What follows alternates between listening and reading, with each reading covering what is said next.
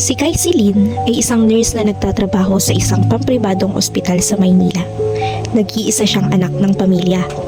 Ang nanay niya ay dating accountant ngunit ngayon ay mas piniling maging housewife na lamang. Sa kabilang banda, ang tatay niya naman ay isang part-time medical transcriptionist at mas pinili ring magtrabaho sa bahay nila. Alright team, good afternoon. I'm here to announce na nagbaba ng order ang board, especially the director that will be conducting a 2 weeks medical mission in Altagracia. It will be held 1 week from now, according to this announcement. Plus, they will grant us a 1 week vacation. Please be prepared and I'll just do my rounds. See you by then. Yes! 1 week vacation! Buti na lang malapit, no? Kaya ng kotse. Sa akin, kotse ka na ba sasabay, Kai? Oo ba? Tapos yung iba sa service na lang. Convoy na lang tayo sa kanila, no? Sige na, babe. Mag-detain pa sa patients ko. Sige. Wow! Ang ganda naman dito. Ang daming puno, tsaka malawak pa. Okay guys, settle down. Hanggang dito na lang mga sasakyan natin.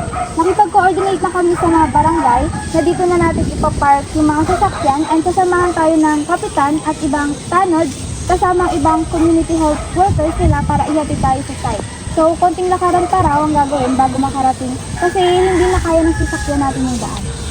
Parang ang hirap naman ang dadaanan natin. Ang dami pa naman natin dala. Ano ka ba, kaya natin to? Tsaka balita ko kasi yung mga nakatira daw na tao dito. Eh, hirap daw makababa kasi walang pera, tsaka mahirap yung daan pababa. Kaya para sa kanila, go na tayo. Kaya natin to.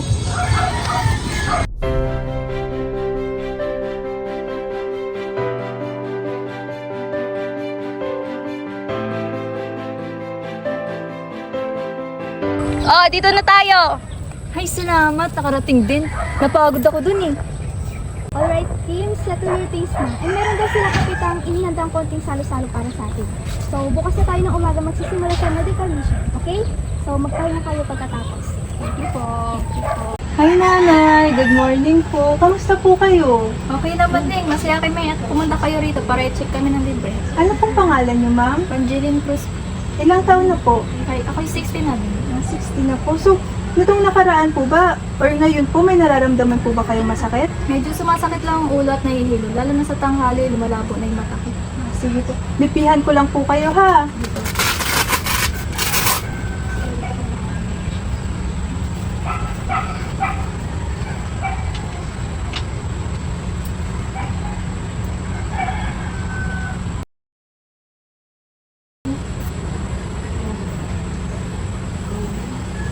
Okay pa. So yun po na no. Normal naman po yung BP nyo, no? Sa pagkahilo naman po na ay may libre pong check-up at consultation po sa health center sa barangay po ninyo, ha?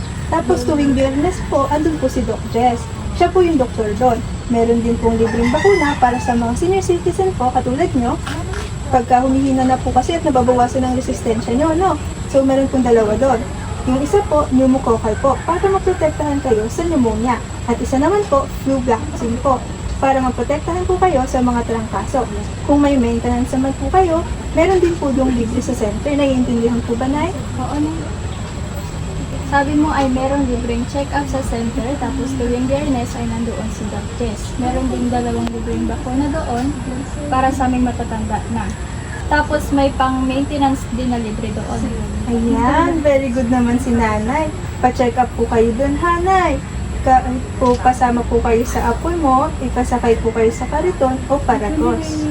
Sige ha, sasabihin ko at salamat men. Salamat po. Pagkatapos ng medical mission sa loob ng 2 linggo, bumaba na sila ng bundok at nag-check-in sa isang inn para gugulin ang kanilang 1 linggong bakasyon. And then upon wandering into their community, may nakita silang kubo. Naroon ang isang albularyo kasama ang mistulang anak o pamangkin niya. Bahagyang lumapit ang dalawa at natantong ng gagamot pala ito. At dahil nga laking Maynila, nagtaka sila kung bakit may kandila. Excuse me po, para saan po yung kandila? Ano pong ginagawa nila? Ah, yun ba? Kasama kasi sa ritual ng panggagamot na yan. Para daw mabilis makarating sa langit yung bulong. Sa sandaling panunood ng dalawa sa proseso at pamamaraan ng panggagamot ni Ka Andring, nasaksihan nila kung gaano kabusisi ang pamamaraan nito. Pagkatapos ng sandaling panonood ng dalawa ay umuwi na sila. Mula sa probinsya ng Altagracia ay umuwi na si Kaisilin sa Maynila kung saan sila nakatira ng kanyang pamilya. Ma, pa, nandito na po ako. O anak, nandito ako sa likod. Nandiyan ka na pala? Kamusta? Okay lang naman po. Ito, pagod. Hello po pa. Ano po, ma? Anak, kamusta pala naging ganap niyo sa Altagracia? Ang dami nga pong tao kahit malayo po sila sa sentro. Ang dami po namin naging pasyente. O nga po pala, nandito na po ba si Tita Den? Andun yung dito mo. Good day, aking pretty pamangkin! Ano po kayo? Oo na, kanina pa. Hindi rin kasi traffic kaya mabilis ako nakarating. Marami pang pinag-usapan ang mag-anak. Kinuwento ni Kaisilin ang mga nangyari sa kanya na may halong kasiyahan. Minsan ay natatawa pa ang mga ito sa pakikinig sa kanya. O siya, sige tara na't kumain na tayo at kanina pa luto yung adobong niluto. Na, gutom na rin ako. Tara na. Ginising din talaga ako ng mama ko para dyan eh. Pwede yung... Oo na, paano ka? Kanina ko pa kamot sa legal braso mo ah. Hindi ko nga rin po alam eh. Kanina pa po ito ng biyahe. Baka po sa pinuntahan po namin. Ganun ba? O siya, huwag mong masyadong kamutin yan ha, at baka magsugat. Oo, Ina, kung kaya mong pigilan, huwag mong kamutin, ha? Opo.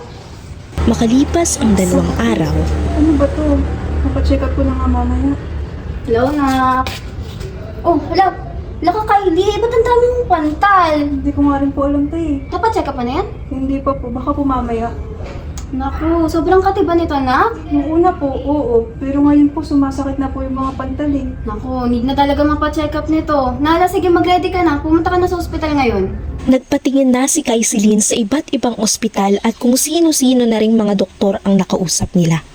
Pare-parehas lang din ang mga sinabi nito na allergy raw pero hindi nila matiyak kung saan nagbula. Naresetahan na rin siya ng mga ointments pero wala namang nangyari. O anak, sobrang tagal na niya na. 3 weeks na rin. Pumunta na kaya tayo kay Doc Jen. Sabi nila magaling daw yun.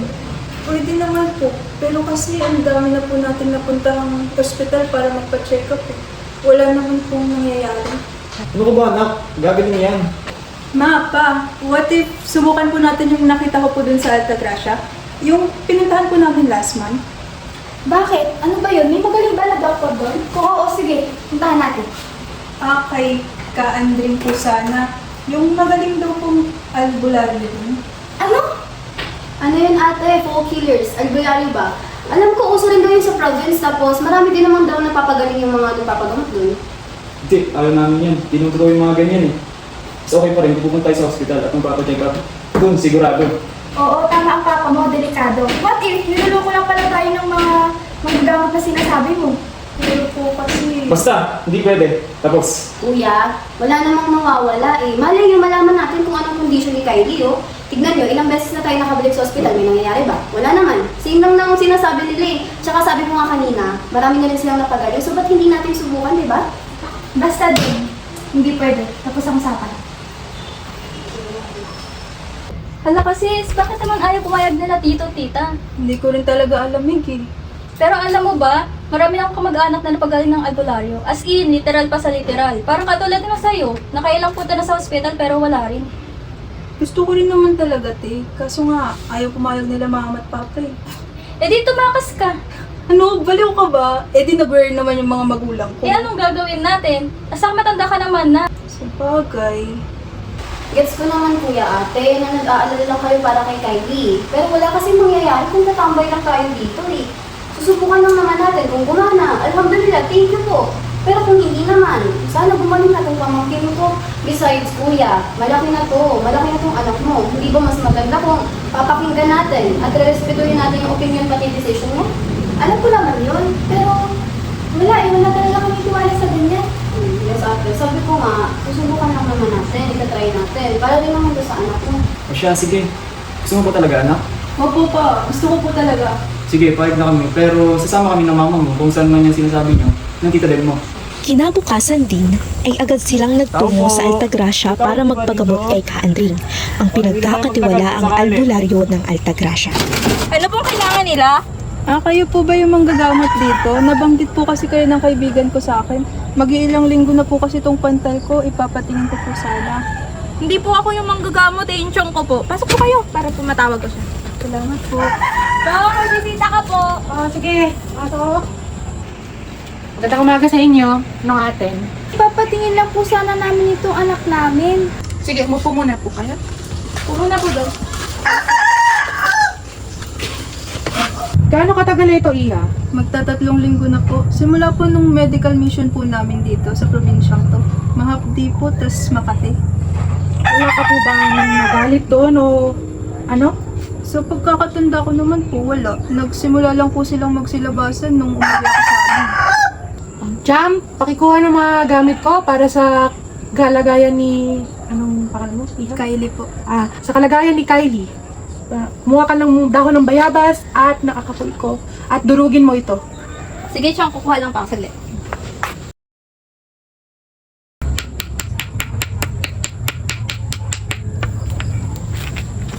Chong, ito na po yung pinapakuha niya. Sige, galing mo. Pagkasalan ko muna yan.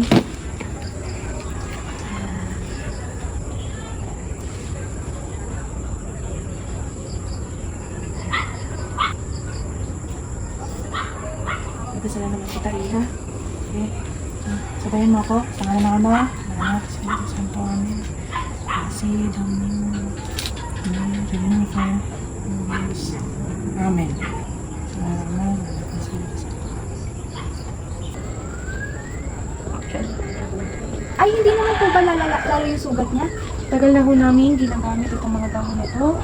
Ginagamit pa namin ito sa mga katigating tulad nito. Sige, aplasan ko lang ito, Iha.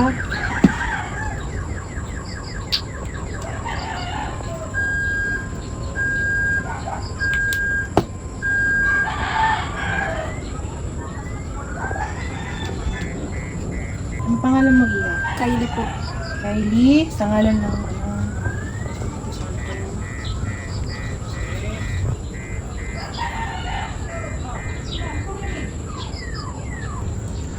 Kylie, pahawak ko muna. Jam, ang paninde.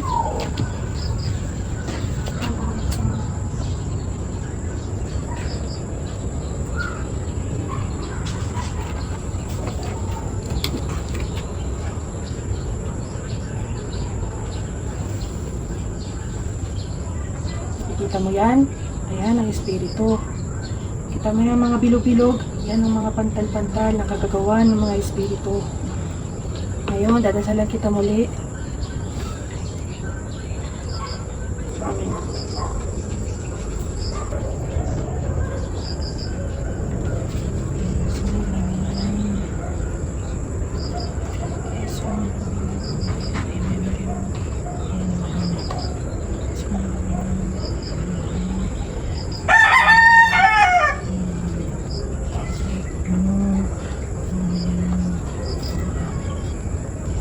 Tapos na, Iha. Salamat po. So, bali, ganito gawin nyo.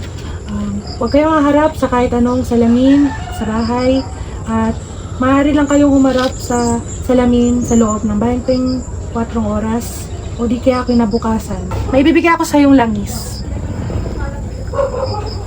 Pag hindi pa rin nawala ang pangangati ng higit 2 linggo, bumalik kayo sa akin. Yun lamang. Pwede po ba namin makuha yung contact number nyo or yung social media ninyo para po matawagan po namin kayo? Sige. Pakihatid po ang mga bisita, palabas po. Thank you po. Dito po tayo. Habang pagaling ka. Thank you po. Salamat po. Salamat din po sa pagdalo. Ingat po kayo sa pag-uwi. O anak, hindi ba mahapdi? Hindi naman po. Malakas lang po yung amoy niya. O sige, subukan natin ng bili ng manggagamot. Pero kapag hindi gumaling, bumalik tayo sa ospital. At least doon, masigurado. Sige po, tay. Papa, tignan niyo, nawawala na po yung mga marka. O ano, edi hindi na natin kailangan bumalik niyan. Mabuti yan anak. Teka, tatawagan ko lang yung manggagamot para masabihan na okay na yung pakiramdam. Sabi sa'yo, Kuya, ayaw mo kasi maniwala sa maganda mong kapatid. Diba? So, tignan mo, 1 linggo pa lang okay na si Kylie. Oo nga, di bale sa susunod. Kapag nagkasakit tayo, at least subok na natin yung mga manggagamot. Tama. O siya, nag-reply na sa akin yung manggagamot. Pwede kayang tawagan natin para makapagpasalamat. Magandang ideya yan, ate. Lalo na nasabi niyo nakaraan, di ba hindi maganda yung pakikitungo sa kanila last time. Tawagan natin. Sige, subukan niyo ang tawagan. Sige. Hello po? Kamusta po kayo? Kamusta po si Kai? Umaayos naman na yung pakiramdam niya, Iha. Salamat sa inyo, ha? O baka pwede ko rin makausap si Ka Andring sa video call.